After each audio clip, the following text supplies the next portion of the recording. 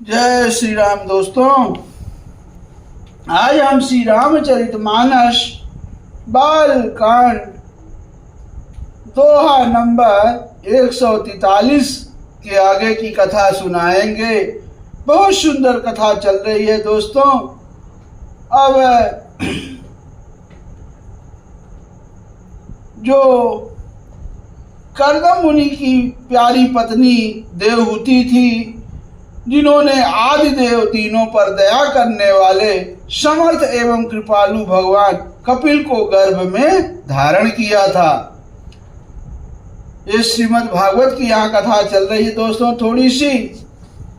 और उसके बाद कपिल भगवान के सांख्य शास्त्र का प्रकट रूप में वर्णन किया और उन स्वयंभू मनु जी ने बहुत समय तक राज्य किया और सब प्रकार से भगवान की आज्ञा रूप का शास्त्रों की मर्यादा का पालन किया। अब बहुत सुंदर आगे कथा है कि 12 अक्षर मंत्र पुनि जपहि सहित अनुराग, वासुदेव पद पंकरूह दंपत मन अति लाग। और 12 अक्षर मंत्र, 12 अक्षर मंत्र कौन सा दोस्तों? ओम नमो भगवते वासुदेवाय। अब इस मंत्र का प्रेम सहित जप करते थे। भगवान वासुदेव के चरण कमलों में उन राजा रानी का मन बहुत ही लग गया। ये कथा है दोस्तों दशरथ, राजा दशरथ और माता कौशल्या की पिछले जन्म की कहानी चल रही है। तो आप ये कथा जरूर सुनना, वो कौन से थे। तो ये हाँ करही आहार शाक फल कंदा, असुमिरहि ब्रह्म सच्चिदानंदा। ये हाँ पुनि हरि हेतु करन तप लागे, बारी आधार मूल फल त्यागे। अब वे शाक फल और कंद का आहार करते थे और सच्चिदानंद ब्रह्मा का स्मरण करते थे। फिर वे श्री हरि के लिए तप करने लगे और मूल फल को त्याग कर केवल जल के आधार पर रहने लगे।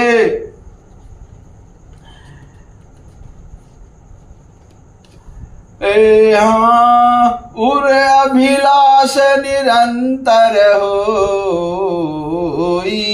अदेखिय नयन परम प्रभु सोई। ये हाँ अगुण अखंड अनंत अनादि, अजय चिंता ही परमारथ बादी। अब हृदय में निरंतर यही अभिलाषा हुआ करती थी कि हम कैसे उन परम प्रभु को आंखों से देखें जो निर्गुण अखंड अनंत और अनादि है और परमार्थवादी यानी ब्रह्मा ज्ञानी तत्ववेता लोग जिसका चिंतन किया करते हैं। अब उनके मन में बड़ी अभिलाषा हो गई भगवान को अपनी आंखों से देखने के लिए। अब आगे है कि हाँ नेति नेति जहि वेद निरूपा, निजानंद निरूपाधि अनूपा। ये हाँ शंभु विरंच विष्णु भगवाना, औपजाहि जासु वंश तेना। अब जिन्हें वेद नेति नेति मतलब यह भी नहीं का निरूपण करते हैं, जो आनंद स्वरूप उपाधि रहित और अनुपम है एवं जिनके अंशों से अनेकों शिव ब्रह्मा और विष्णु भगवान प्रकट होते हैं। यहाँ ऐसे हूँ प्रभु सेवक बस आहाई, भगत हेतु लीला तनु गाई। यहाँ जो यह वचन सत्य श्रुति भाषा,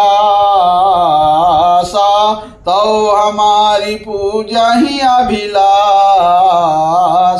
यहाँ अब ऐसे महान प्रभु भी सेवक के बस में है और भक्तों के लिए दिव्य लीला विग्रह धारण करते हैं। यदि वेदों में यह वचन सत्य कहा है तो हमारी अभिलाषा भी अवश्य पूरी होगी।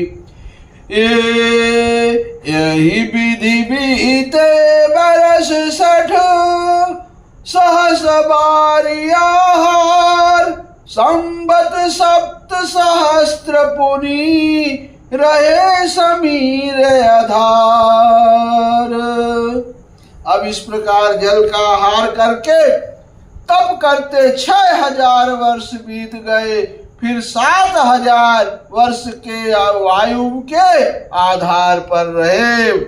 हो देखिए, उन्होंने 6000 वर्ष जल का आहार करके व्रत तपस्या की और 7000 वर्ष खाली हवा खाकर तपस्या करते रहे। अब बहुत अच्छी कथा है दोस्तों, बने रहिएगा, पूरी कथा सुनिए। राजा दशरथ और माता कौशल्या के पिछले जन्म की कथा चल रही है। बरस सहस 10 त्याग सो, अठाड़े रहे एक पद दो। रिधि हरिहर तप देखी अपारा, मनु समीप आए बहु बारा। अब 10,000 वर्ष तक उन्होंने वायु का आधार भी छोड़ दिया। बोलिए, 6000 उन्होंने खाली जल का आहार तप करके किया। फिर 7000 वर्ष उन्होंने हवा खाकर तप किया। फिर उसके बाद 10,000 वे ऐसे व्रत किए कि दोनों एक पैर से खड़े रहे और उस समय वायु भी का आहार नहीं लिया। तब अपार तप देखकर ब्रह्मा विष्णु और शिव जी कई बार मनु जी के पास आए। बहुत सुंदर कथा दोस्तों, पूरी कथा सुनिएगा। मागहु बर बहु भांति लोभाए, परम धीर नहीं चलाही चलाए। अस्थि मात्र होई रहे शरीर, तदपि मनागमन ही नहीं पीरा। अब उन्होंने इन्हें अनेक प्रकार से ललचाया और कहा कि कुछ वर मांगो, पर ये परम धैर्यवान राजा रानी अपने तप से किसी के डिगाए नहीं डिगे, यानी हिलाए तक नहीं हिले। यद्यपि उनका शरीर हड्डियों का ढांचा मात्र रह गया था, फिर भी उनके मन में जरा भी पीड़ा नहीं थी। प्रभु सर्वज्ञ दास निज जानी, अगति अनन्य तपस्नि प्रनारानी। मागु मागु बरु भय नभ बानी, परम गभीर कृपा मिति सानी। अब सर्वज्ञ प्रभु ने अनन्य गति आश्रय वाले तपस्वी राजा रानी को निज दास जाना।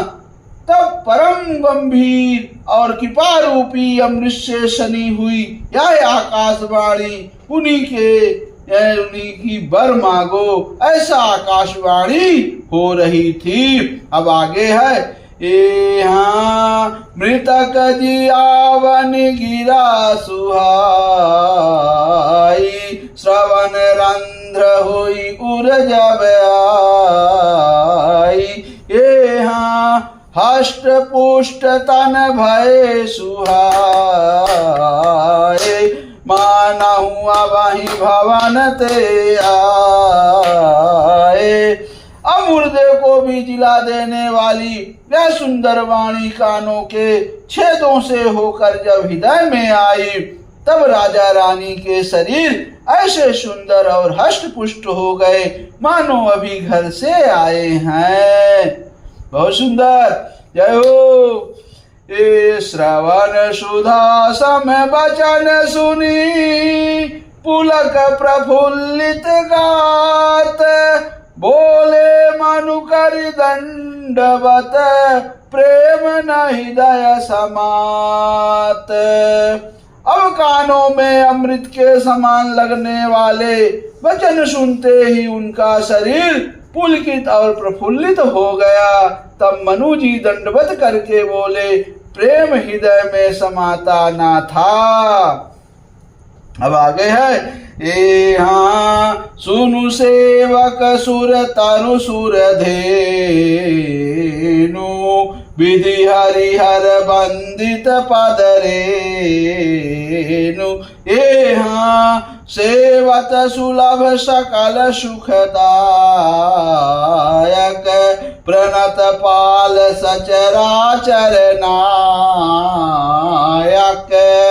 अब हे प्रभु सुनिए, आप सेवकों के लिए कल्प वृक्ष और कामधेनु है। आपकी चरण रज ही ब्रह्मा विष्णु और शिव जी भी वंदना करते हैं। आप सेवा करने में सुलभ है तथा सब सुखों को देने वाले हैं। आप शरणागत के रक्षक और जड़ चेतन के स्वामी हैं।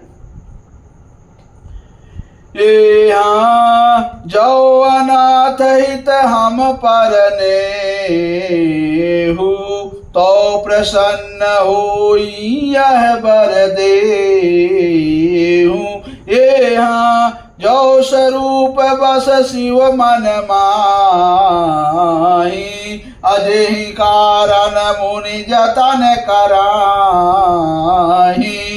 अब हे अनाथों का कल्याण करने वाले, यदि हम लोगों पर आपका स्नेह है तो प्रसन्न होकर यह वर दीजिए कि आपका जो स्वरूप शिव जी के मन में बसता है और जिसकी प्राप्ति के लिए मुनि लोग यत्न करते हैं।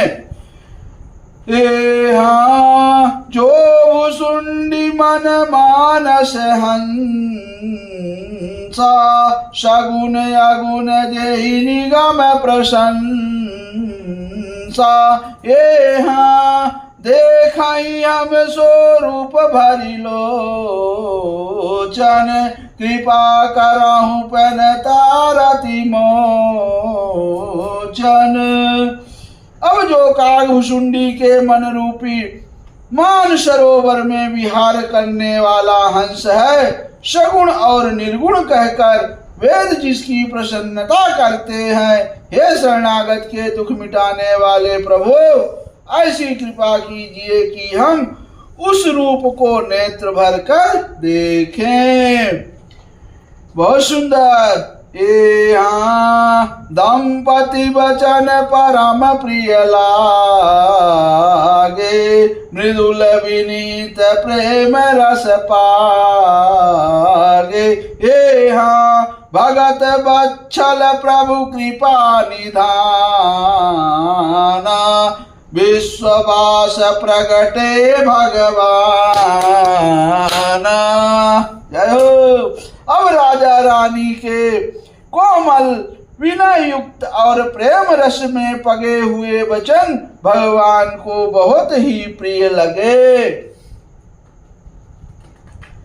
राजा रानी कौन थे? वही जो मनु और शत्रुपा।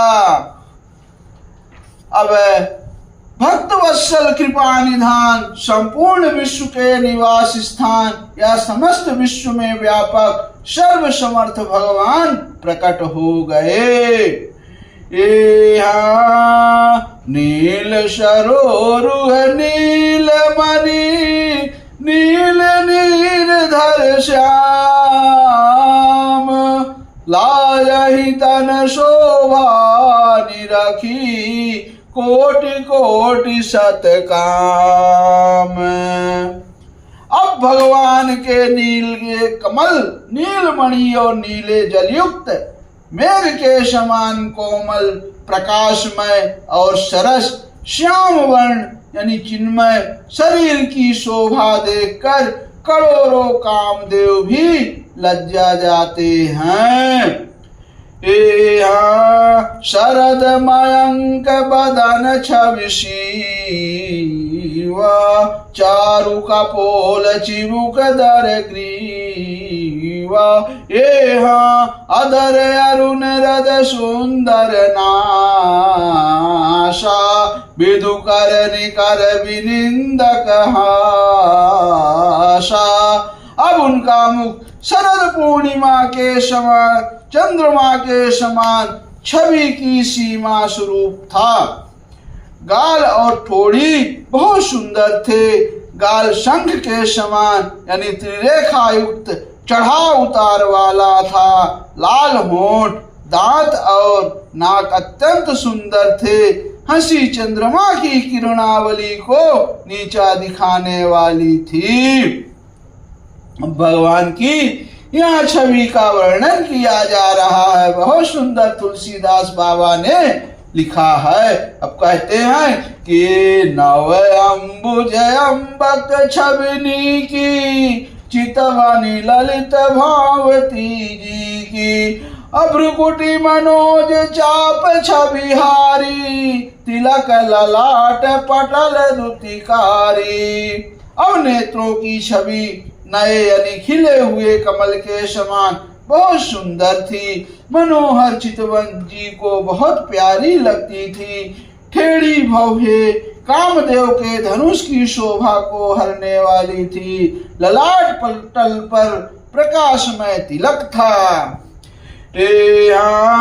कुंडल मकर मुकुट सिर भ्राजा, अकुटिल केस जानु मधुप समाजा। उर श्रीवस्त्र रुचिर बनमाला, पदिक हार भूषण मणिजाला।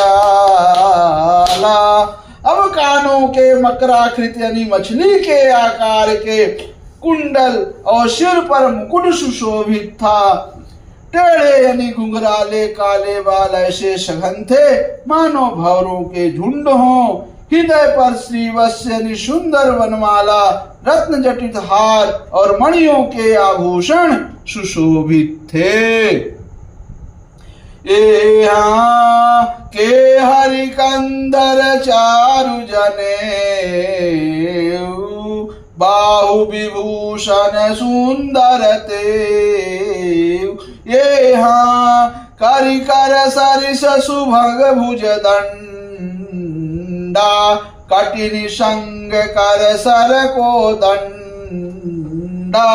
अब सिंह की सी गर्दन थी, सुंदर जनेऊ था। भुजाओं में जो गहने थे वो भी सुंदर थे। हाथी की सूंड के समान उतार चढ़ाव वाले सुंदर भुजदंड थे। कमर में तरकश और हाथ में बाण और धनुष शोभा पा रहे थे। अतड़ित विनिंदक प्रीत पट, उदर रेख बरती। नाभि मनोहर लेति जनु, जमुन भंवर छवि छीन। लखन सियावर रामचंद्र बजरंग बली, महादेव देव कौशल किशोर की जय।